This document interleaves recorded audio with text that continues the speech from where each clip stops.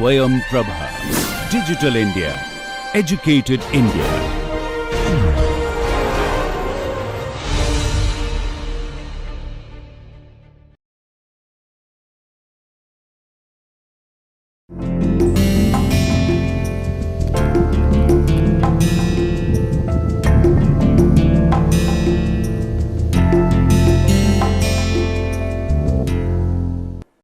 नमस्कार। पाश्चात्य राजनीतिक दार्शनिकों की अध्ययन की श्रृंखला में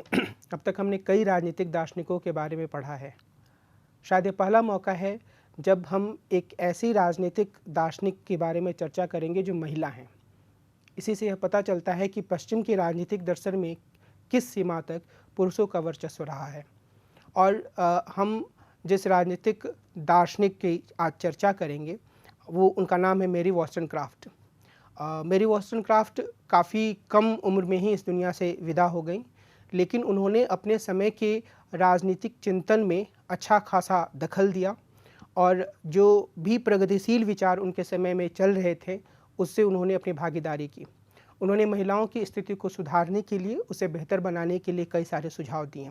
हम आगे यह देखेंगे कि बहुत बार ऐसा लग सकता है कि ये सुझाव जो मैरी वॉस्टनक्राफ्ट के द्वारा दिए गए वो वर्तमान समय के हिसाब से थोड़े से कम प्रगतिशील है, लेकिन दरअसल अगर हम उनके समय पर विचार करें, हम इस बात पर विचार करें कि किस दौर में उन्होंने अपने इन विचारों को रखा, तब हम इनके विचारों के प्रगतिशील होने का अंदाज़ा अच्छी तरह से लगा सकते हैं। मैरी वॉस्टनक्राफ्ट एक ऐसी महिला थी जिनकी ज़िंदगी काफ़ी उथल पुथल से भरी रही और जिन्होंने अपने जीवन से, अपनी जीवन शैली से काफ़ी हद तक अपने समाज में मौजूदा सोच को झंझोड़ा। ऐसा लगता है जैसे वो एक बागी तेवर के साथ इस दुनिया में आई महिला थी। और अगर हम उनके पूरे जीवन की चर्चा करें, उनके विचारों की चर्चा करें, तो यह बात साफ तौर पर सामने आती है कि अपने जीवन के या अपने छोटे जीवन में ही उन्होंने कई तरह के उतार चढ़ाव देखे और अपने विचारों में उन्होंने इन उतार चढ़ाव से भी सबक लिया और अपने समय में जो कुछ भी चीज़ें घट रही थी, मिसाल के तौर पर फ्रांसीसी क्रांति, उसके साथ वैचारिक स्तर पर वो जुड़ी। आज की जो पूरी हमारी परिचर्चा है वह कुछ खास बिंदुओं से गुजरते हुए आगे बढ़ेगी। सबसे पहले हम मैरी वॉस्टनक्राफ्ट के जीवन परिचय को देखेंगे। हम यह समझने की कोशिश करेंगे कि उन्होंने कौन से मुख्य पुस्तकें लिखीं। इसके बाद वो अधिकारों के दो आयाम की एक अवधारणा प्रस्तुत करती हैं जो काफ़ी महत्वपूर्ण है, हम उसकी समझ बनाएंगे। प्रकृति, संवेदना और तर्क बुद्धि के बारे में उनके जो विचार हैं हम उस पर बातचीत करेंगे और महिलाओं की स्थिति के संदर्भ में जो एडमंड बर्क और रूसो द्वारा विचार प्रस्तुत किए गए और जिस तरीके से मैरी वॉस्टनक्राफ्ट ने इसकी आलोचना की, हम उस पर एक नज़र डालेंगे। निजी सद्गुण और सार्वजनिक व्यवस्था के बारे में उनके विचारों को हम समझेंगे। उन्होंने पुरुषों के अधिकार और महिलाओं की आज़ादी के संदर्भ में कुछ महत्वपूर्ण बिंदु उठाएं, हम उसकी चर्चा करेंगे। उन्होंने परिवार की तत्कालीन व्यवस्था की आलोचना की, शिक्षा की आलोचना की, शिक्षा की एक योजना प्रस्तुत की, व्यक्तिगत संयम की बात की, यह एक अपने आप में रोचक विचार है। और इसके अलावा उन्होंने मातृत्व, पितृत्व और नागरिकता के अंतर संबंधों को भी सामने रखा।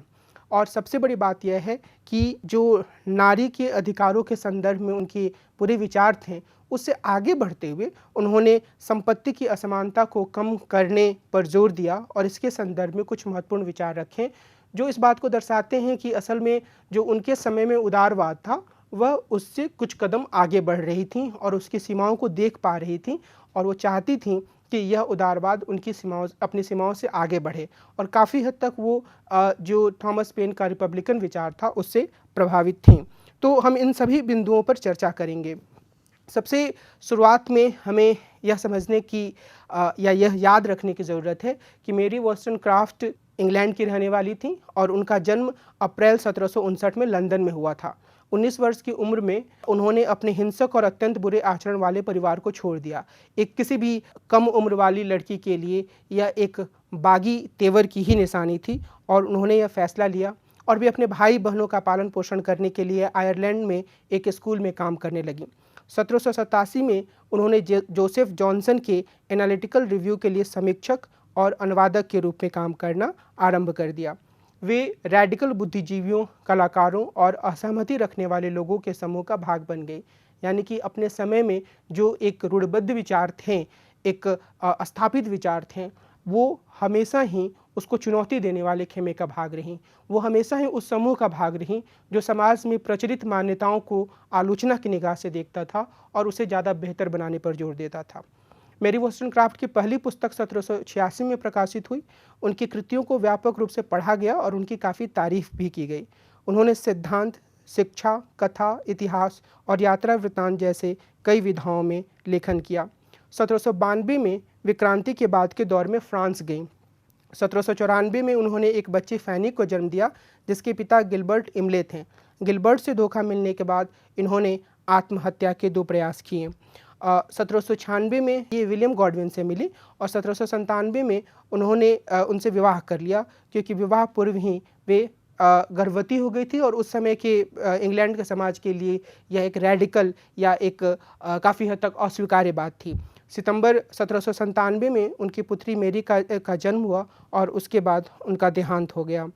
तो निश्चित रूप से उनकी ज़िंदगी काफ़ी लंबी नहीं रही और कुल मिलाकर हम कह सकते हैं कि 36 या 38 सालों की उनकी पूरी ज़िंदगी रही और उस 38 सालों की ज़िंदगी में ही उन्होंने विभिन्न विषयों पर लेखन का काम किया। और उनकी जो कुछ मुख्य पुस्तकें जो प्रकाशित हुई वो इस प्रकार थीं। A vindication of the rights of men, जो कि 1790 में प्रकाशित हुई। यह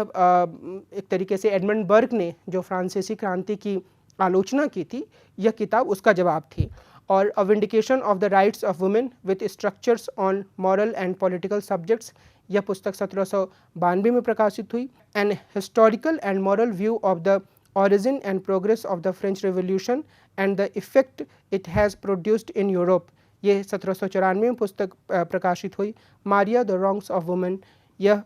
1798 में पुस्तक आई। अब अगर हम उनके विचारों की चर्चा करें तो उनके 2 आयामी अधिकार का जो सिद्धांत है, वहाँ पर जाने से पहले हम प्रकृति, संवेदना और तर्क बुद्धि यानी कि रीज़न के बारे में उनके विचारों पर एक नज़र डालते हैं। मैरी वोllstonecraft ने बिल्कुल साफ तौर पर यह कहा कि बच्चों का पालन पोषण, वो भी बहुत आरंभिक अवस्था में जब उनका जन्म होता है, उस समय वो माँ का शायद एक विशेष कार्य होता है। वो मानती हैं कि इसके लिए माँ की काफ़ी हद तक ज़रूरत होती है, लेकिन इसके बाद कोई भी ऐसा काम नहीं होता है जो कि पुरुष कर सकता है या और महिलाएं नहीं कर सकती हैं, या जो महिलाएं कर सकती हैं और पुरुष नहीं कर सकते हैं। तो प्रकृति ने ऐसा कोई विशिष्ट काम नहीं बनाया है सिवाय एक काम के कि जब बच्चे का जन्म होता है, वो शिशु अवस्था में है, तो उसका पालन पोषण उस अवस्था में उसकी माँ ही कर सकती है। उन्होंने इस तर्क को नकारा कि महिलाओं में तर्क, बुद्धि या विवेक का अभाव होता है, या पारंपरिक रूप से जो पुरुषों का वर्चस्व चला आ रहा है वह सही है। वे इस बात पर जोर देती हैं कि रीज़न या तर्क बुद्धि का विकास प्रयासों और शिक्षा के माध्यम से किया जा सकता है। यह आवश्यक है कि पुरुष और महिला दोनों की ही सोच और स्थिति में बदलाव हो। यानी कि वे अपने समय में जो पुरुषों और महिलाओं दोनों की स्थिति थी, उससे वो असंतुष्ट थीं। वो ये चाहती थीं कि जो महिलाओं की स्थिति हो बेहतर बने और जो पुरुष हैं वे भी अपने आप को सुधारें और उनकी स्थिति में भी बदलाव हो। इस संदर्भ में अधिकारों के 2 आयाम की जो उनकी अवधारणा है वह काफ़ी प्रसिद्ध है और एक तरीके से हम इसे राजनीतिक सिद्धांत में उनका योगदान भी मान सकते हैं। वे यह कहती हैं कि जो पुरुषों के जो अधिकार होते हैं और कुछ हद तक वो इसमें स्त्रियों को भी जोड़ने पर जोर देती हैं। वे कहती हैं कि वो 2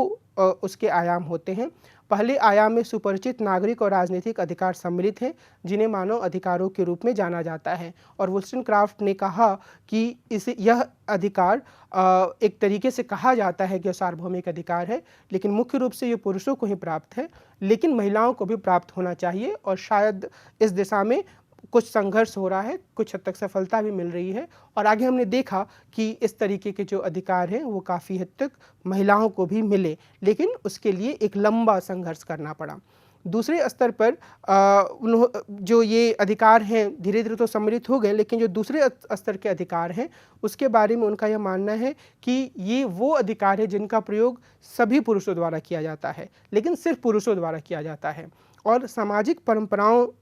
के द्वारा ये अधिकार निर्मित होते हैं। और इनमें ये पुरुषों को ये अधिकार देते हैं कि वो महिलाओं के ऊपर शासन करें और ये महिलाओं की आज़ादी को नकारते हैं। और इस तरह का जो पूरे अधिकार की जो संकल्पना थी, उसमें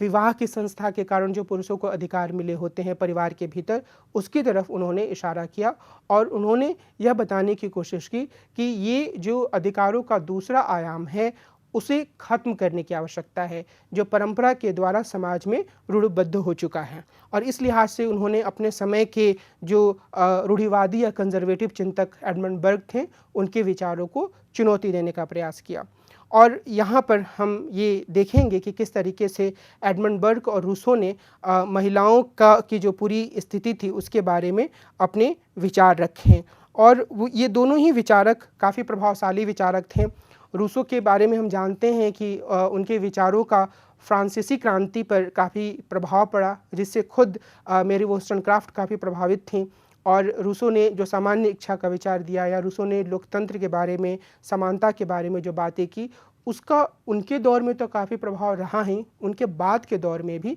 काफ़ी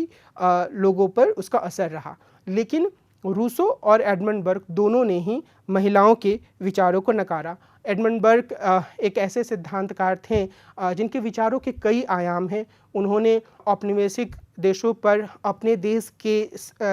जो कार्यपालिका के अधिकारी थे, जो नौकरशाह थे, उनके गलत व्यवहारों का विरोध किया। उन्होंने इस बात पर जोर दिया कि एकाएक क्रांति करने से कोई बदलाव नहीं होने वाला है, और इसीलिए उन्होंने फ्रांसीसी क्रांति का विरोध किया। तो ये भी अपने समय के एक बहुत ही महत्वपूर्ण चिंतक थे। लेकिन इन दोनों ने ही एक तरीके से महिलाओं को अधिकार देने के विचार को नकारा। महिलाओं के अधिकारों के बारे में इनके विचार काफ़ी बने बनाए ढर्रे पर आगे बढ़े। मसलन बर्ग ने जो पुरुषत्व और नारीत्व के बारे में अतीत से चले आ रहे विचार थे, उन्हें को स्वीकार किया, उन्हीं प्रभुत्वशाली विचारों को स्वीकार किया, जिसमें यह माना जाता था कि पुरुषों को कुछ खास तरीके के अधिकार हैं, पुरुषों को कुछ खास तरीके के काम करने की आज़ादी है, महिलाओं की कुछ खास तरह की भूमिका है परिवार के भीतर, और उन्हें बहुत तरह के काम करने की आज़ादी नहीं है। वोllस्टोनक्राफ्ट ने a vindication of the rights of women में रूसो और बर्ग के विचारों की आलोचना की, जिन्होंने आदमियों के अधिकारों के दूसरे आयाम अर्थात पति के रूप में उनके अधिकारों की तरफदारी की थी। और रूसो ने यह दावा भी किया था, अगर हम इनके विचारों को एक तरीके से देखें महिलाओं के संदर्भ में, तो उन्होंने यह दावा किया था कि महिलाएं राजनीतिक व्यवस्था के लिए खतरा हैं, क्योंकि उनमें न्याय की भावना का अभाव होता है, और वे निजी स्तर पर अपने परिवार के भीतर कुछ चीज़ों को करती हैं, भावनाओं के आधार पर काम करती हैं, और उनके भीतर रीज़न के साथ जो विचार या मसले सामने आते हैं, उनको देखने समझने की क्षमता नहीं होती है। वोllस्टोनक्राफ्ट ने रूसो के विचारों के खिलाफ यह दावा किया कि महिलाओं में न्याय की भावना का या रीज़न की भावना का इसलिए अभाव होता है क्योंकि उन्हें हमेशा अधीनता की स्थिति में रखा जाता है। महिलाओं को सभी राजनीतिक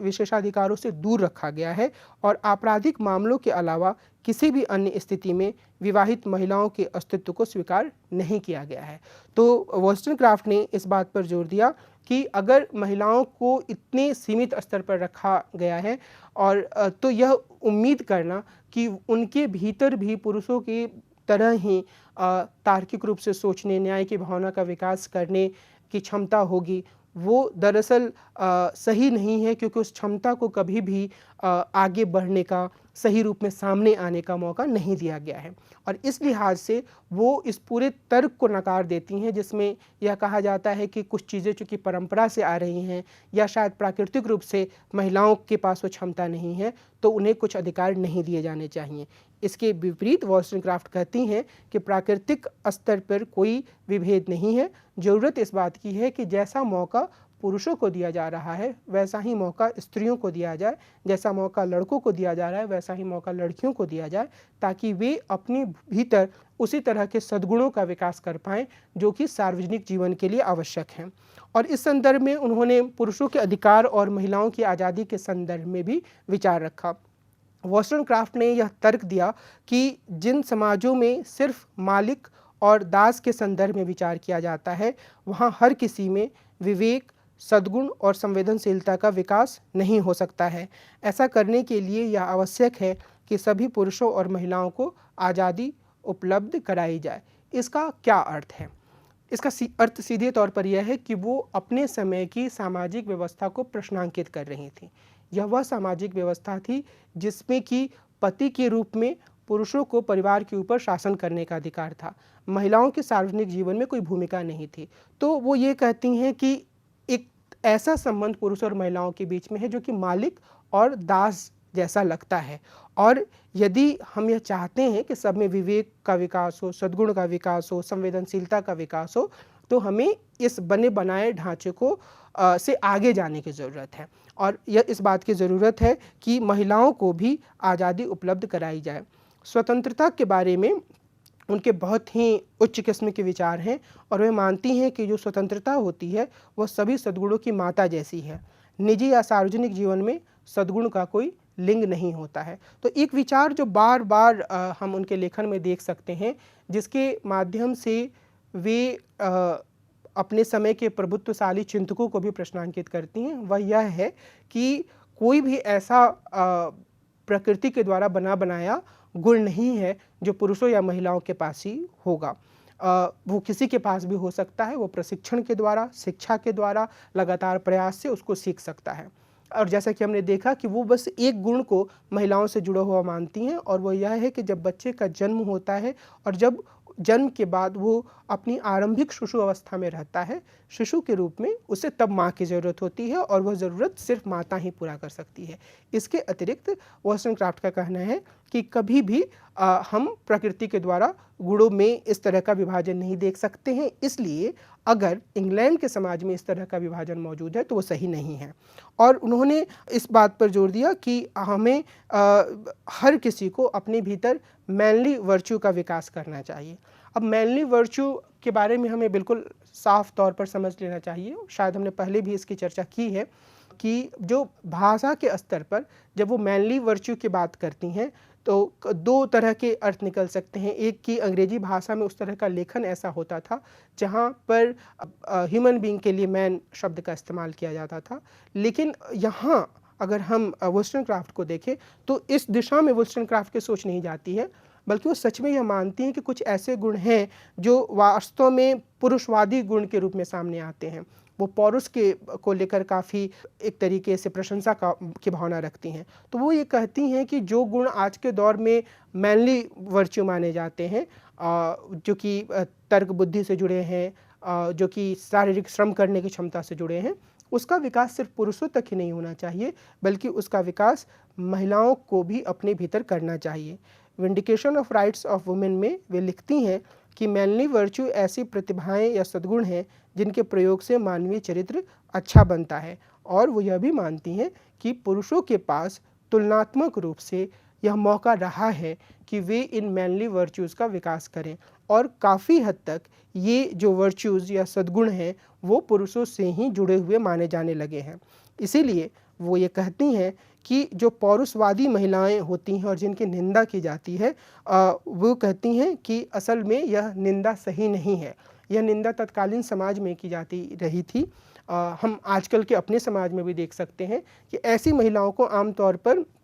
आलोचना के नज़रिए से देखा जाता है, जो कि कुछ हद तक पुरुषों के जैसे जुड़े हुए काम करती हैं, या जिनके आचरण में उन गुणों को का समावेशन देखा जाता है जो आमतौर पर पुरुषों के लिए फिक्स माने जाते हैं, कि इस तरह के काम, इस तरह का आचरण, इस तरह का रौब, या इस तरह का एक चाल ढाल या काम करने का तरीका, कुछ खास ऐसे हैं जो पुरुषों से जुड़े हुए माने जाते हैं। वोllstonecraft ये कहती हैं कि अगर महिलाएं भी इसे अपने भीतर लाती हैं तो यह कोई गलत बात नहीं है, और वो कहती हैं कि महिलाएं ज़्यादा से ज़्यादा पौरुषवादी हो सकती हैं। और हमेशा हमें इस बात में एक स्पष्टता रखने की ज़रूरत है कि पौरुषवादी से मतलब पूरी तरीके से पुरुषों की नकल नहीं है, पर वोllstonecraft ये मानती हैं कि कुछ ऐसे गुण हैं जिन्हें समाज में सम्मान से देखा जाता है और आम तौर पर पुरुषों को उसका विकास करने का मौका मिला है। तो यदि महिलाएं उसका अनुसरण करती हैं, वो शारीरिक श्रम करती हैं, वो रीजन के साथ व्यवहार करती हैं,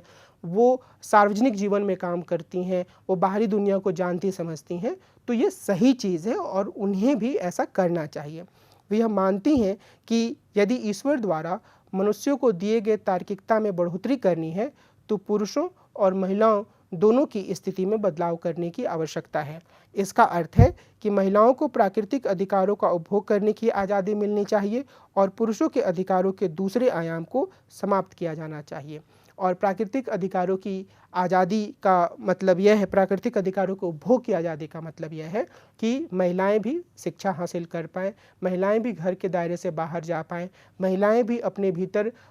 विवेक का विकास करने से जुड़े हुए ज़रूरी काम कर पाएँ, वे बाहर के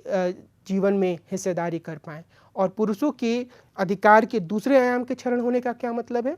पुरुषों के अधिकार के दूसरे आयाम के क्षरण होने का मतलब यह है कि परंपरा के द्वारा, संस्कृति के द्वारा, अतीत से चले आ रहे व्यवहारों के कारण एक पति के रूप में घर के भीतर उन्हें जो अधिकार मिले हैं अपनी पत्नी के ऊपर, एक ऐसा अधिकार जिसमें मोटे तौर पर वो मालिक के रूप में होते हैं और पत्नी दास के रूप में होती है, उस अधिकार को खत्म किए जाने की ज़रूरत है। और जब ऐसा होगा तभी हम एक ऐसे समाज की ओर आगे बढ़ पाएंगे जो तार्किकता पर आधारित होगा।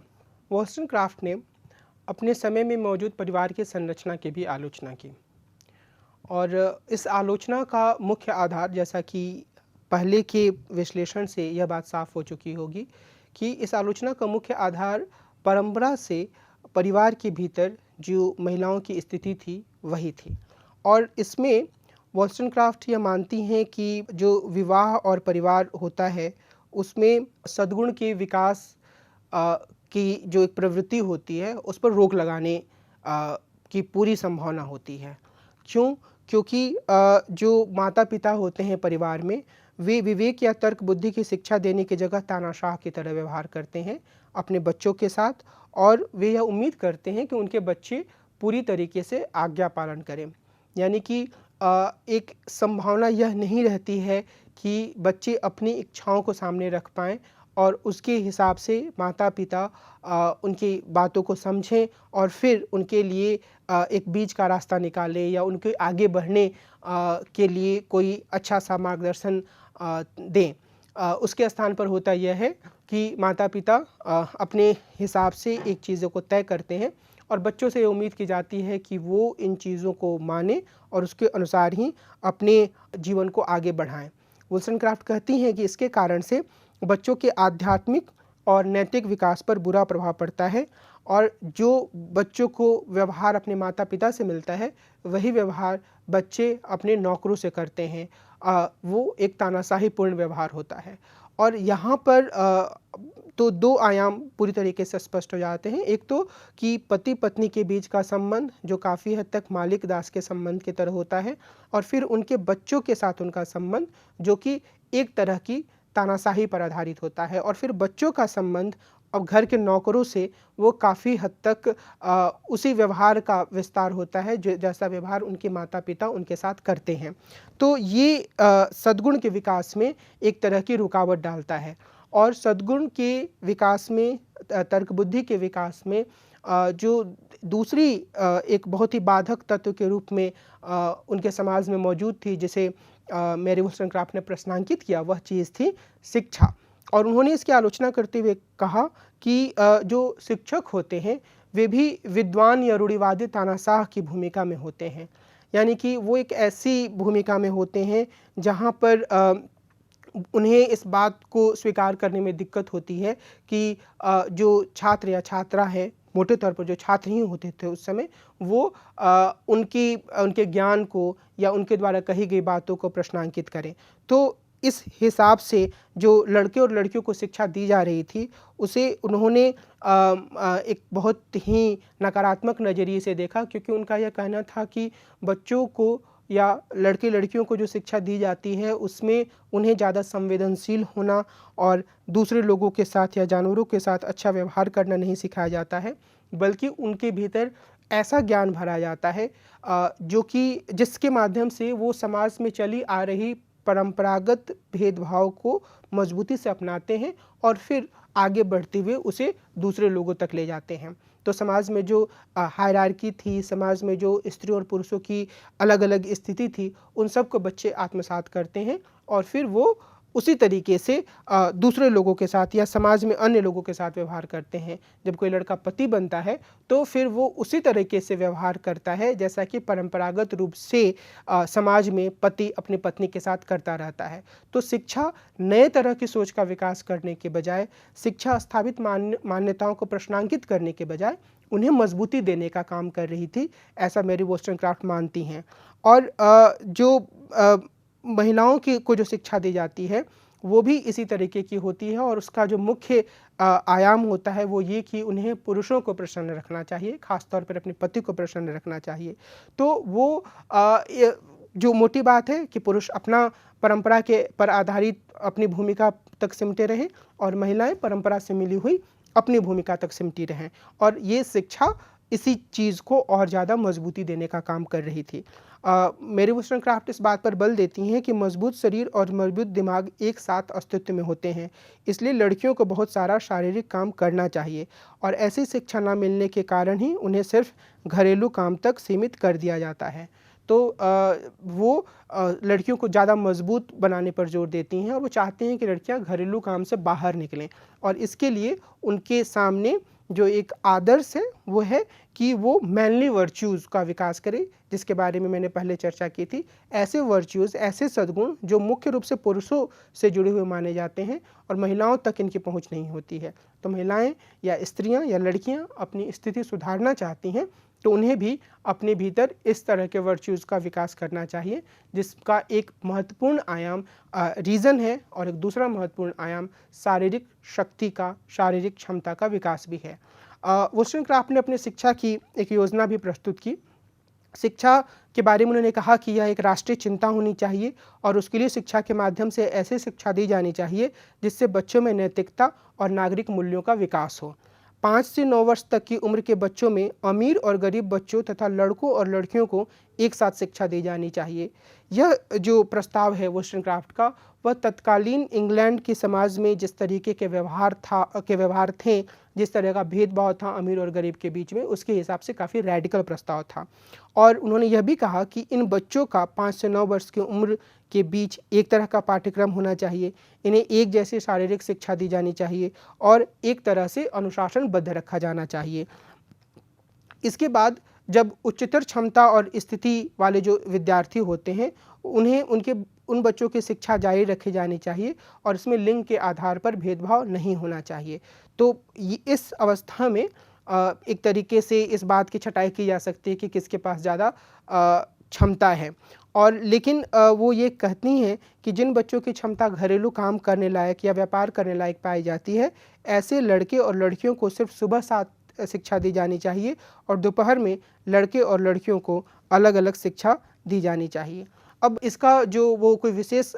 खास कारण नहीं बताती हैं, लेकिन जो एक स्पष्ट सा कारण लगता है वो ये कि वो ये मानती हैं कि जो निम्न स्तर पर यानी घरेलू काम या व्यवसाय वाले जो क्षेत्र में जाने के लिए लड़के और लड़कियां चुनी जाती हैं, उनके भीतर अपने काम को लेकर एक ख़ास तरीके की गंभीरता आनी ज़रूरी है, एक ख़ास तरीके का स्पेशलाइजेशन या विशेषीकरण आना ज़रूरी है, जिसके लिए एक समय के बाद सुबह में साथ शिक्षा हो, लेकिन बाद में वो अलग अलग तरह की शिक्षा भी हासिल करें। उन्होंने विवाह में सुधार के लिए भी बहुत सारे सुझाव दिए,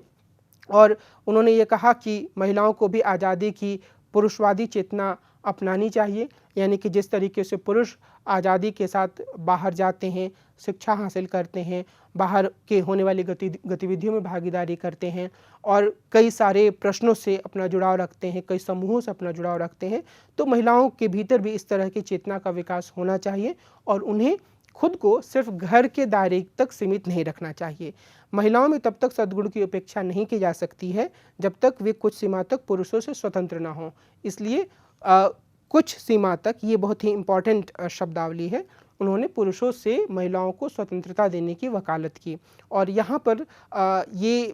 जो आज़ादी है उसका मुख्य मकसद उनका यही था कि इस आज़ादी के इसका उपयोग करते हुए महिलाएं शिक्षा और नौकरी के क्षेत्र में आगे बढ़ें। और उन्होंने कहा कि मजबूत, शिक्षित और स्वतंत्र महिलाओं को ऐसे पुरुषों से विवाह करने में कोई रुचि नहीं होगी जो उनका सम्मान नहीं कर सकता है। यानी कि अगर महिलाओं को अपने सम्मान में बढ़ोतरी करनी है तो उन्हें खुद को मजबूत बनाना होगा, उन्हें खुद को शिक्षित करना होगा और खुद को स्वतंत्र बनाना होगा। अगर वो ऐसा नहीं कर पाती हैं तो वो अपनी जीविका के लिए पुरुषों पर निर्भर रहेंगी, और अपनी जीविका के लिए पुरुषों पर निर्भर रहने की स्थिति में वो पुरुषों से सम्मान की उम्मीद नहीं कर सकती हैं। अगर उन्हें पुरुषों से सम्मान चाहिए तो वास्तव में इस बात की ज़रूरत है कि वो खुद को शिक्षित करें,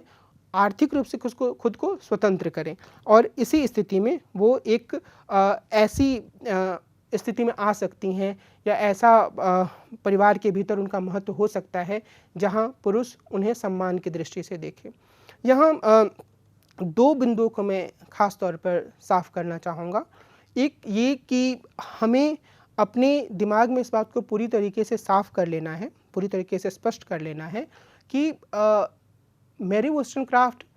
परिवार की संस्था या विवाह की संस्था को तोड़ने की बात नहीं करती हैं, वो इसमें सुधार करना चाहती हैं। वो चाहती हैं कि परिवार की संस्था में पत्नी के रूप में या माँ के रूप में जो महिलाओं की भूमिका है वो काफ़ी महत्वपूर्ण है, और महिलाएं इसे अच्छी तरीके से जारी रखें, इसे गंभीरता से करें। लेकिन इसके साथ ही वो ये भी चाहती हैं कि महिलाओं को ये आज़ादी हो कि वो बाहर जाएं, शिक्षा ग्रहण करें, नौकरी करें, बाहर की दुनिया से उनका एक तरीके से परिचय हो, उनके भीतर तर्क बुद्धि का विकास हो, क्योंकि तर्क बुद्धि तो प्रकृति के हिसाब से सब में होती है, पर वोllstonecraft कहती हैं कि चूँकि महिलाओं को मौका नहीं मिलता है इसलिए उनके भीतर विकास नहीं होता है। तो ये एक चीज़ है कि वो महिलाओं से उनकी अपेक्षा है कि स्वतंत्र जीवन जिएँ, लेकिन वो ये नहीं कहती हैं कि इसके लिए उन्हें विवाह की संस्था को ठोकर मार देनी चाहिए या उन्हें परिवार को छोड़ देना चाहिए या माता के रूप में उन्हें अपनी भूमिकाओं का निर्वहन नहीं करना चाहिए। ये सारी चीज़ें उन्हें करनी हैं। पुरुषों से उनकी अपेक्षा ये है कि वे अपनी पत्नियों के साथ बेहतर बर्ताव करें, और वो उन्हें एक मालिक और दास का जो संबंध होता है उस रूप में अपने बर्ताव को ना रखें, बल्कि मित्रवत व्यवहार करें, और पत्नी भी इस तरीके से रहे कि पति के साथ वो दोस्ताना व्यवहार कर पाए। तो वो जो मौजूदा संस्थाएं थीं उनमें वो कुछ सुधार की बात करती हैं, लेकिन वो उन्हें तोड़ने की या उन्हें पूरी तरीके से बिखरा देने की बात नहीं करती हैं। आगे हम देखेंगे कि समकालीन नारीवाद के भीतर इस तरह के विचार को लेकर काफ़ी गहरी समस्याएं हैं। लेकिन अभी हम मैरी वोllstonecraft के द्वारा प्रस्तुत किए गए एक अन्य विचार पर ध्यान देते हैं जो कि व्यक्तिगत संयम से जुड़ा हुआ है। व्यक्तिगत संयम से यहाँ पर एक अर्थ सीधे तौर पर यह है कि वो ये चाहती हैं कि जहाँ तक सेक्सुअल संबंधों की बात है, पुरुष और महिलाएं दोनों ही एक तरह के संयम का प्रदर्शन करें, लेकिन वो सिर्फ इसी पर वो जोर नहीं देती हैं, सिर्फ यही इसका एक आयाम नहीं है, और ये नहीं कहती हैं कि जो सेक्सुअल सद्गुण हैं वो पवित्र हैं या सम्मान के साथ जुड़े हुए हैं, इसलिए लोगों को एक तरीके से मॉडेस्टी के साथ अपना जीवन यापन करना चाहिए, बल्कि वे ये कहती हैं कि पुरुषों और महिलाओं दोनों के भीतर इस तरह की मॉडेस्टी या एक इस तरह के संयम का विकास होना चाहिए। यह व्यक्तिगत गरिमा, मस्तिष्क की शक्ति और विवेक के निर्मित का शक्तियों का एक गुण होता है, यानी कि इसके आधार पर हम अपने भीतर गरिमा और दिमागी शक्ति और एक तरीके के विवेक का निर्माण कर सकते हैं। और वो ये भी कहती हैं कि यदि विवाह को मालिक और नौकर की एक संस्था के बजाय समान लोगों के बीच पारस्परिक सम्मान पर आधारित संस्था बदलना है तो इस तरह की मॉडेस्टी आवश्यक है। हालांकि अपने आप में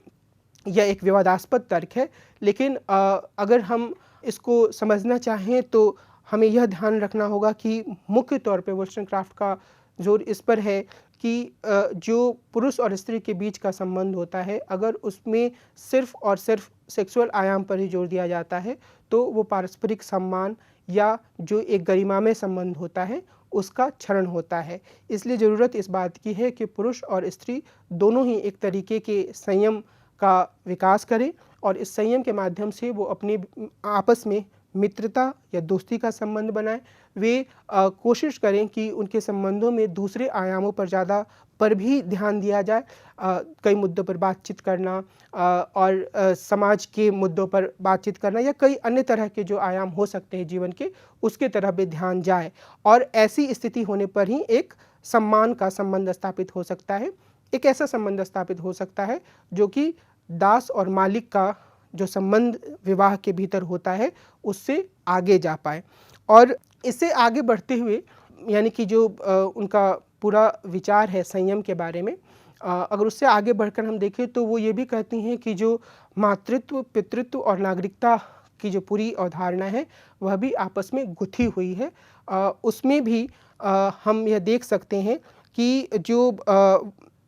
मातृत्व और पितृत्व होता है वो नागरिकता के अधिकारों और कर्तव्यों का अभिन्न भाग होता है। वह मानती हैं कि नागरिकता में विवाह करने और परिवार का प्रबंधन करने के साथ साथ सार्वजनिक नागरिक गतिविधियों में भागीदारी करना भी सम्मिलित होता है। यानी कि सिर्फ सार्वजनिक गतिविधियों में अगर कोई भागीदारी कर रहा है तो वो नागरिक के कर्तव्यों को पूरा नहीं कर रहा है। यदि वह वास्तव में नागरिक के रूप में अपने कर्तव्यों को पूरा करना चाहता है तो उसे परिवार का सही तरीके से प्रबंधन करना चाहिए। विवाह के बाद एक परिवार का अच्छे तरीके से निर्माण करना चाहिए और घर के कर्तव्य और अधिकार जो हैं वो भी नागरिकता का अभिन्न भाग हैं। यदि पति और पत्नी जो हैं अपने कर्तव्यों का घर में पालन नहीं कर रहे हैं तो वो यह दावा नहीं कर सकते हैं कि वो एक बेहतर नागरिक हैं। अगर पति घर में आकर अपनी पत्नी के साथ दासों जैसा सलूक करता है, उसे दोस्त नहीं मानता है, तो वह नागरिकता के अपने कर्तव्यों को पूरा नहीं कर रहा है। इसी तरीके से यदि महिला माता के रूप में, माँ के रूप में अपने काम को पूरा नहीं कर रही है तो वो भी नागरिकता के कर्तव्यों को पूरा नहीं कर पा रही है। वोllstonecraft मानती हैं कि पति और पत्नी दोनों के काम नागरिकता का भाग हैं, लेकिन वो पुरुषों और महिलाओं के काम को कुछ हद तक अलग अलग रूप में देखती हैं। जहाँ पुरुष नागरिक जीवन के किसी भी विभाग में काम करेंगे, वहीं महिलाएं घर का काम करेंगी और अपने आस पड़ोस के लोगों की सहायता करेंगी। यानी कि घर के भीतर तो उनका काम नागरिकता से जुड़ा हुआ है ही, बाहर के कामों में भी जो नागरिकता होती है उसमें दोनों की भूमिका होगी, लेकिन वो उन भूमिकाओं में वोllstonecraft अंतर कर देती हैं। पुरुषों के लिए वो ज़्यादा विस्तृत काम देती हैं, यानी कि वो हर तरह काम कर सकते हैं, पर महिलाओं का काम काफ़ी हद तक सीमित हो जाता है और वो आस पड़ोस के सीमा तक ही सिमट कर रह जाते हैं। और आलोचना में हम इस बिंदु को ज़्यादा विस्तार से देखेंगे, लेकिन यहाँ मैं बस इस बिंदु को एक बार रेखांकित करना चाह रहा हूँ कि वोllstonecraft के लेखन में अगर हम वर्तमान समय के हिसाब से देखें तो बार बार बहुत तरह की सीमाएं मिलती हैं और ऐसा लगता है कि उनका लेखन एक तरीके से पूरी तरीके से बदलाव करने या एक बहुत ही जो रूढ़िबद्ध या गलत संस्था है उसका विरोध करने में असमर्थ है। हम आलोचना में जब जाएंगे तो इस मुद्दे पर विस्तार से बात करेंगे, लेकिन वोllstonecraft के लेखन का एक बड़ा आयाम इस बात से भी जुड़ा हुआ है कि वो संपत्ति के बारे में किस तरीके से विचार करती हैं। और यहाँ पर जब वो संपत्ति के बारे में विचार करती हैं तो जो एक क्लासिकल उदारवाद की धारा चली आ रही थी जिसमें संपत्ति, असीमित संपत्ति के अधिकार की बात कही गई थी, उसमें वो एक तरीके से अपना प्रतिरोध दर्ज कराती हैं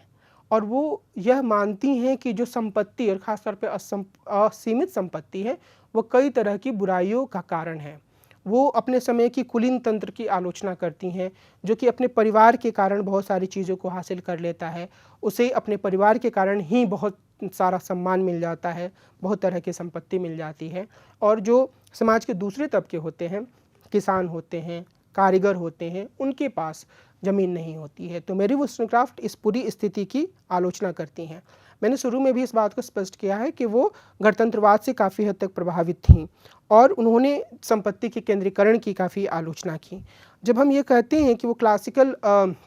उदारवाद से आगे जाती हैं तो हमें यह याद रखने की ज़रूरत है कि क्लासिकल उदारवाद सीमित राज्य की बात करता है। क्लासिकल उदारवाद मनुष्यों के तार्किक होने और अपने जीवन के बारे में फैसला करने की क्षमता को स्वीकार करता है और क्लासिकल उदारवाद यह मानता है कि मनुष्यों के आर्थिक गतिविधियों में राज्य का न्यूनतम हस्तक्षेप होना चाहिए और वो एक सीमित राज्य की अवधारणा प्रस्तुत करता है। तो ये जो संपत्ति का अधिकार है वो क्लासिकल उदारवाद में बहुत ही ठोस रूप में सामने आता है, लेकिन मैरी वोllstonecraft ने इसे प्रश्नांकित किया और इसे प्रश्नांकित करते हुए वो यह कहती हैं, दो बिंदुओं पर उनके पूरे विचारों को समझने की ज़रूरत है। एक जो पहला प्रमुख बिंदु है वो ये है कि वो ये मानती हैं कि जो साझा भूमि या कॉमन लैंड या सामान्य भूमि की जो पूरी अवधारणा है वो कहती हैं कि ऐसे ज़मीन को भूमिहीन लोगों को दे देना चाहिए। यह अपने आप में एक नए तरह का विचार था। क्योंकि वो ये मानती हैं कि हर कोई जो समाज में है उस व्यक्ति के पास अपनी जीविका को चलाने के लिए और एक स्तर तक अच्छी ज़िंदगी जीने के लिए कुछ संसाधन होने चाहिए। और इन संसाधनों के संदर्भ में ही वो ये कहती हैं कि अगर हमें किसानों को या फिर भूमिहीन लोगों को यानी कि जो भूमिहीन किसान थे उन्हें ये संसाधन उपलब्ध कराने हैं, तो उन्हें साझा भूमि दे देनी चाहिए, यानी कि साझा भूमि का कुछ हिस्सा निजी संपत्ति के रूप में दे देना चाहिए। तो इससे इसका मतलब यह भी है कि वो ये चाहती हैं कि एक ऐसा समुदायवादी निर्माण हो जहाँ पर इस तरीके के अलग अलग समूह जो है वो बिल्कुल ही वंचना की स्थिति ना गुजार रहे हों और सिर्फ कुलीन तंत्र ही सारे संसाधनों का उपभोग ना कर रहा हो, बल्कि ये समूह भी अपनी जीविका को अच्छे तरीके से संभालने में और अपने परिवार को अच्छी तरीके से आगे बढ़ाने में समर्थ हों। और इसीलिए वो साझा भूमि को इन किसानों में बांटने की तरफदारी करती हैं। सुजन फर्ग्यूसन ने इनके विचारों को सामाजिक रैडिकलवाद की संज्ञा दी है, यानी कि फर्ग्यूसन ये मानती हैं कि जो मैरी वोllstonecraft हैं उन्होंने अपने समय की यथास्थिति को बाधित करने वाले विचार प्रस्तुत किए। लेकिन हमें यह भी ध्यान रखना है कि वो संपत्ति की संस्था को या निजी संपत्ति की संस्था को पूरी तरीके से ख़त्म करने की बात नहीं करती हैं। वो संपत्ति की आलोचना करती हैं, संपत्ति के केंद्रीकरण की आलोचना करती हैं, पर उनके विचार कभी भी इस सीमा तक नहीं जाते हैं कि हम उन्हें प्रोटो सोशलिस्ट कह सकें या हम यह कह सकें कि मार्क्स के लेखन में जिस तरीके से विचार सामने आए उसके कुछ संकेत वोllstonecraft में मिलते हैं। ऐसी स्थिति वोllstonecraft के लेखन में सामने नहीं आती है और वो सिर्फ और सिर्फ इस बात पर जोर देती हैं कि हमें जो साझा भूमि है, जो कॉमन लैंड है, वो लोगों को दे देना चाहिए। लेकिन इसके साथ ही हमें यह भी याद रखने की ज़रूरत है कि वो संपत्ति के केंद्रीकरण की आलोचना भी करती हैं। तो उनका विचार एक तरीके से यथास्थिति की आलोचना प्रस्तुत करता है, लेकिन शायद वह बहुत ज़्यादा बड़े रैडिकल बदलाव की ओर नहीं जाता है। तो ये सीमा हम लोगों ने जब उनके परिवार के संस्था के बारे में विचारों को देखा तब भी इस पर बात की थी। अब हम मैरी वोllstonecraft के विचारों के कुछ आलोचनात्मक पहलुओं को देखेंगे और उसमें हम इस बात को और ज़्यादा तफसील से समझने की कोशिश करेंगे कि असल में उनके उनका जो पूरा चिंतन है उसकी सीमाएं क्या क्या हैं। मैरी वोllstonecraft के लेखन में हमें कई स्तरों पर या उनके विचारों में हमें कई स्तरों पर सीमाएं साफ तौर पर दिखती हैं। सबसे पहली बात, और मैं कुछ बिंदुओं के आधार पर, बिंदुओं के माध्यम से इन कमियों को, इन सीमाओं को सामने रखूँगा और उसके बाद हम इनके विचारों के महत्व को भी समझने का प्रयास करेंगे। सबसे पहली बात तो यह है कि वे महिलाओं को पौरुषवादी महिला बनने के लिए प्रेरित करती हैं, मैनली वर्च्यू का विकास करने की बात करती हैं। अपने आप में यह कोई बुरी बात नहीं है, लेकिन एक तरीके से वो इस पहलू को स्वीकार कर लेती हैं कि महिलाओं की मुक्ति की दिशा यही है कि वो पुरुषों की तरह बने, खासतौर पे पुरुषों के कुछ खास सद्गुणों को वो अपनाएं और ऐसा करते हुए वो महिलाओं के जो अपने मूल्य माने जाते हैं, नारीवाद के भीतर एक धारा यह मानती है कि यह पूरा विभाजन ही निर्मित है, लेकिन मुख्य रूप से कुछ एक धारा यह भी मानती है कि जिन गुणों को महिलाओं के गुण माने जाते हैं वो काफ़ी मजबूत हैं और उनके माध्यम से ही बेहतर समाज का निर्माण हो सकता है। तो ऐसे में जो पुरुषों के गुण माने जाने वाले गुणों की तरफ महिलाओं को बढ़ाने की बात जो मैरी वोllstonecraft के लेखन में आती है, वो एक तरीके से जो नारीगत गुण होते हैं उनको कमतर मानने की जो प्रवृत्ति है वो उस पर मुहर लगाती हैं। जब वो रूसो की आलोचना करती हैं तब वो साफ तौर पर कहती हैं कि हाँ, यह बात सही है कि महिलाओं में रीज़न का विकास नहीं हुआ है, तर्क बुद्धि का विकास नहीं हुआ है, लेकिन उसका कारण ये है कि उन्हें इसका विकास करने का मौका नहीं दिया गया है। तो उनका विचार कभी भी इस रीज़न या तर्क बुद्धि या विवेक की अवधारणा को प्रश्नांकित करने की तरफ नहीं बढ़ता है, बल्कि वो महिलाओं को भी यह सुझाव देती हैं कि वो इस तरीके से खुद को बनाएं, वो इसी ढांचे में खुद को ढालें। यह एक विकल्प हो सकता है, लेकिन अपने आप में जिसे पुरुषवादी गुण, मैनली वर्च्यू, जिसे वो कह रही हैं, वो अपने आप में समस्याओं से रहित नहीं है और इन मैनली वर्च्यूज़ को जिन्हें वो सद्गुण मानती हैं, उसकी वो कोई आलोचना प्रस्तुत नहीं करती हैं, बल्कि महिलाओं से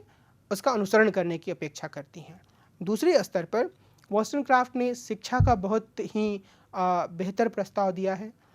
लेकिन उसमें काफ़ी सीमाएँ हैं। ख़ास तौर पर वो एक स्तर पर बच्चों को 9 वर्ष की उम्र तक तो वर्ग या लिंग के भेदभाव के बिना शिक्षा देने की बात करती हैं, लेकिन उसके बाद जो शिक्षा की पूरी व्यवस्था है, उस व्यवस्था में वो अंतर करने की बात करती हैं और इस अंतर में व्यक्ति या जो बच्चे हैं उनकी क्षमता और उस क्षमता के साथ ही साथ उनका जो फॉर्च्यून है, उसको भी वो एक कारक के रूप में रखती हैं। तो इससे ऐसा लगता है कि आम तौर पर जो बच्चे गरीब परिवारों के होंगे, ज़्यादातर मामलों में 9 वर्ष की उम्र में यही संभावना होगी कि वही बच्चे होंगे जो आगे के अध्ययन के लिए योग्य नहीं पाए जाएंगे, क्योंकि उनकी सामाजिक आर्थिक पृष्ठभूमि ऐसी होगी कि वो उन बच्चों का आम मामलों में या आम तौर पर मुकाबला नहीं कर पाएंगे जो कि बेहतर परिवारों से आते हैं। तो जो आगे चलकर जिस तरीके से 9 वर्ष के बाद की शिक्षा में वो विभाजन की बात करती हैं, वो एक तरीके से समाज का जो वर्ग विभाजन मौजूद था उसी के अनुरूप है और उसको मजबूती देने वाला है। तो कुछ हद तक शिक्षा की उनकी आलोचनाएँ जायज़ हैं, काफ़ी प्रासंगिक हैं, लेकिन शिक्षा की उन आलोचनाओं के साथ वो एक बेहतर विकल्प देने में असमर्थ रहती हैं। तीसरे स्तर पर जो उनका व्यक्तिगत संयम का विचार है, वो पितृसत्तात्मक संरचना से प्रभावित है और इसे मजबूती देता है। इसका अर्थ यह है कि यद्यपि वो ये जो संयम है, जो मॉडेस्टी की जो बात है, या फिर सेक्सुअल संबंधों की तरफ इतना ज़्यादा ध्यान ना देने की बात है कि जीवन के साथ दूसरे आयाम थोड़े उपेक्षित हो जाएं, तो इन सारे मसलों में वो एक तरीके से पुरुष और स्त्री दोनों के लिए ही यह बात लागू करती हैं, लेकिन ये जो है एक बनी बनाई जो धारणा समाज में चली आ रही है उसी को मजबूती देने का काम करती हैं। यानी कि उस बनी बनाई धारणा के हिसाब से यह माना जाता है कि जब आप एक ख़ास तरीके से जीवन जीते हैं, तब आपके भीतर विवेक का उदय होता है, आप ज़्यादा सम्मान अर्जित कर पाते हैं, आप दूसरों का सम्मान कर पाते हैं, आपके भीतर कई तरह के सद्गुणों का विकास होता है। तो समकालीन दौर में नारीवादी भी इस तरह के विचारों की काफ़ी तीखी आलोचना करती हैं, क्योंकि उन्हें यह लगता है कि इस तरह के विचारों को प्रस्तुत करने से उन्हीं मूल्यों को ज़्यादा बढ़ावा मिलेगा जिन्होंने कई शताब्दियों से महिलाओं के जीवन को जकड़ कर रखा है। हम वॉस्टनक्राफ्ट के संदर्भ में या उनकी तरफदारी करते हुए सिर्फ यह तर्क दे सकते हैं कि असल में वो यह अपेक्षा पुरुषों और महिलाओं दोनों से करती हैं, लेकिन फिर भी इसमें जो सामाजिक मूल्य हैं या जो सामाजिक संरचना है जो पारंपरिक रूप से चली आ रही है और जिसमें महिलाओं की कमज़ोर स्थिति है, उसे ही इससे और ज़्यादा मजबूती मिलती हुई दिखती है। चौथे स्थान पर जो नागरिकता संबंधी उनका विचार है या उनका जो पूरा लेखन है, उसमें विवाह एक अनिवार्य संस्था के रूप में सामने आती है। विवाह को वो इस तरीके से प्रस्तुत करती हैं जैसे कि इसमें जो भूमिका है वो नागरिकता की भूमिका से जुड़ी हुई है। ऐसा प्रतीत होता है कि वो ऐसी महिला या ऐसे पुरुष या समाज के किसी ऐसे तबके की कल्पना करने में ही असमर्थ हैं जो विवाह की पूरी ढांचे को ही प्रश्नांकित करता है, या फिर जो विवाह की दिशा में नहीं जाना चाहता है। और हम जानते हैं कि समकालीन नारीवाद के भीतर इस विवाह की पूरी संस्था को लेकर कई तरह के संदेह रहे हैं। रेडिकल नारीवादियों ने यहाँ तक कहा है कि जो विवाह की पूरी संस्था है वो असल में पुरुषों के द्वारा और पुरुषों के लिए बनाई गई संस्था है, जिसमें कि बुनियादी रूप से ही यह संस्था ही इस विचार पर आधारित है कि महिलाएं कमतर स्थिति में होंगी और पुरुष जो हैं वो ज़्यादा मजबूत स्थिति में रहेंगे। तो यहाँ पर विवाह की संस्था को जो मैरी वॉस्टनक्राफ्ट काफ़ी मजबूती देती हैं, वह अपने आप में एक आलोचना का बिंदु बनता है। इसके अलावा जब वो नागरिकता की बात करती हैं तो वो पुरुषों को तो हर तरह के काम करने का अधिकार देती हैं, लेकिन आम तौर पर महिलाओं को यह कहती हैं कि उन्हें आस पड़ोस की चीज़ों को संभालना चाहिए और उसी के हिसाब से उनकी भूमिका तय होनी चाहिए। तो ये भी एक उनके विचारों की सीमितता को ही दर्शाता है। मैंने शुरुआत में ही इस चीज़ को कहा था कि वो ये मान कर चलती हैं कि जब बच्चे का जन्म होता है तो वहाँ पर बच्चे का कुछ समय के लिए पालन पोषण करने का काम प्राकृतिक रूप से माँ के ही हाथों में होता है। लेकिन समकालीन नारीवादी इसे एक तरह के इसेंशियलिज़्म मानती हैं, यानी कि वो ये मानती हैं कि ये एक चीज़ों को बिल्कुल रूढ़बद्ध तरीके से थोप दिया गया है कि हाँ, ऐसा ही हो सकता है। लेकिन उनका यह मानना है, यानी कि समकालीन समय में बहुत सारे नारीवादियों का यह मानना है कि कोई भी ऐसा काम नहीं है जो कि सिर्फ़ और सिर्फ़ महिलाएँ ही कर सकती हैं या जो सिर्फ़ और सिर्फ़ पुरुष ही कर सकते हैं। तो ये जो एक एसेंशियलिज़्म का जो खतरा, या हम ये कह सकते हैं कि रूढ़बद्ध विचारों को पूरी तरीके से अपना लेने का खतरा मैरी वोllस्टोनक्राफ्ट के लेखन में भी दिखता है। और मैरी वोllस्टोनक्राफ्ट श्रम के लैंगिक विभाजन का विरोध करती हैं, ये उनके लेखन से बिल्कुल साफ तौर पर सामने आता है। मैरी वोllस्टोनक्राफ्ट बोलती हैं कि यह ज़रूरी नहीं है कि महिलाएं घर का काम करें। वो ये कहती हैं कि महिलाओं को शिक्षा हासिल करनी चाहिए, महिलाओं को परिवार के बाहर जाना चाहिए, महिलाओं को नौकरियां करनी चाहिए। लेकिन यहाँ पर दो प्रमुख चीज़ें हैं। एक तो ये है कि वो इस पूरी संरचना को नहीं नकारती हैं, लैंगिक विभाजन की संरचना को। तो उनकी उम्मीद यह है कि महिलाएं बाहर काम करें, शिक्षा हासिल करें, लेकिन वो पत्नी के रूप में, माता के रूप में, एक गृहिणी के रूप में भी अपनी भूमिकाओं का निर्वहन करें। तो एक तो वो इस पूरे ढांचे को कायम रखती हैं। दूसरे स्तर पर वो ये उनके उपन्यास मारिया में भी यह बात सामने आती है कि वो एक ऐसी मध्यम वर्गीय महिला की कल्पना करती हैं जो इस तरीके की स्वतंत्रता हासिल करती है, यानी कि वह बाहर शिक्षा हासिल करती है, नौकरी करती है, लेकिन वह महिला अपने पारंपरिक भूमिकाओं का भी निर्वहन करती है। लेकिन इसके साथ ही जो महत्वपूर्ण बात है वो ये कि इस महिला को अपनी इस भूमिका का निर्वहन करने के लिए किसी एक ऐसी दूसरी महिला की तलाश होती है जो कि उसे इस तरह की भूमिकाओं को निभाने में सहायता कर सके। यानी कि ऐसी महिला के घर के कामों को निपटाने के लिए एक ऐसी दूसरी महिला होगी जिसकी आर्थिक स्थिति कमज़ोर होगी, जो शिक्षा के स्तर पर उससे कमज़ोर होगी, और वो उसी तरीके की अधीनता के स्तर पर जीवन गुजारते हुए परिवार या घर के काम को देखेगी। तो ये जो एक पूरी संरचना मैरी वोllस्टोनक्राफ्ट के द्वारा प्रस्तुत की जा रही है वो काफ़ी विसंगतिपूर्ण है, और उस विसंगति के भीतर महिलाओं की या महिलाओं के हर तबके की आज़ादी की बात सामने नहीं आ पाती है। और महिलाओं के जिस तबके की आज़ादी की बात सामने आती भी है वह काफ़ी सीमित होती है, वह पारंपरिक ढांचे को तोड़ती नहीं है, बल्कि पारंपरिक ढांचे में थोड़ा सुधार करके उसमें महिलाओं को समाहित करने की बात करती है। सातवें स्तर पर हमने देखा कि मैरी वोllस्टोनक्राफ्ट संपत्ति के संदर्भ में एक खास तरह का विचार प्रस्तुत करती हैं, उसकी तीखी आलोचना करती हैं, वो उसकी केंद्रीकरण की आलोचना करती हैं, लेकिन वो कहीं भी इस संस्था को समाप्त करने या एक समतावादी समाज बनाने या फिर जो कुलीन तंत्र के लोग हैं उनकी संपत्ति, उनकी जो बेजा संपत्ति है उसको उनसे ले लेने और गरीबों में बांट देने, इस तरह के किसी रैडिकल कदम की ओर नहीं जाती हैं, बल्कि मोटे तौर पर वो ये कहती हैं कि जो संपत्ति की व्यवस्था है उसमें जो बिल्कुल वंचित तबके हैं उनको जो साझा ज़मीन है उससे कुछ संसाधन दे दिए जाएं, और जो कुलीन तंत्र के पास उनकी संपत्ति है उसे उनसे लेने के लिए, उसका पुनर्वितरण करने के लिए वो कोई योजना प्रस्तुत नहीं करती हैं। तो मोटे तौर पर हम यह देखते हैं इन बिंदुओं के माध्यम से कि उनके विचारों में जो तत्कालीन व्यवस्था है, चाहे वो परिवार की व्यवस्था हो, विवाह की संस्था हो, शिक्षा की व्यवस्था हो, इन सब की वो आलोचना प्रस्तुत करती हैं। वो ये चाहती हैं कि महिलाओं की सार्वजनिक भूमिका बढ़े, उन्हें मतदान का भी अधिकार मिले, वो राजनीति में भी भागीदारी करें, लेकिन वो पारंपरिक सीमाओं को पूरी तरीके से खारिज नहीं करती हैं। कुल मिलाकर हम यह कह सकते हैं कि मैरी वोllस्टोनक्राफ्ट एक ऐसी राजनीतिक दार्शनिक या चिंतक थीं जिन्होंने अपने समय के बहुत सारे मसलों पर अपने विचार रखे, और जब वो ये विचार रख रही थी तो और उस समय जो समाज की स्थिति थी तो निश्चित रूप से उनके सारे विचार क्रांतिकारी थे। क्रांतिकारी इस अर्थ में कि वो यथा स्थिति को तोड़ रही थी, उसे प्रश्नांकित कर रही थी। ख़ास तौर पे जैसे मैंने पहले आपको बताया कि ऐसा नहीं है कि मैरी वोllस्टोनक्राफ्ट पहली राजनीतिक दार्शनिक थी, लेकिन एक ऐसी राजनीतिक दार्शनिक के रूप में उभर कर वो सामने आई जिन्होंने महिलाओं से जुड़े मुद्दों पर गहराई से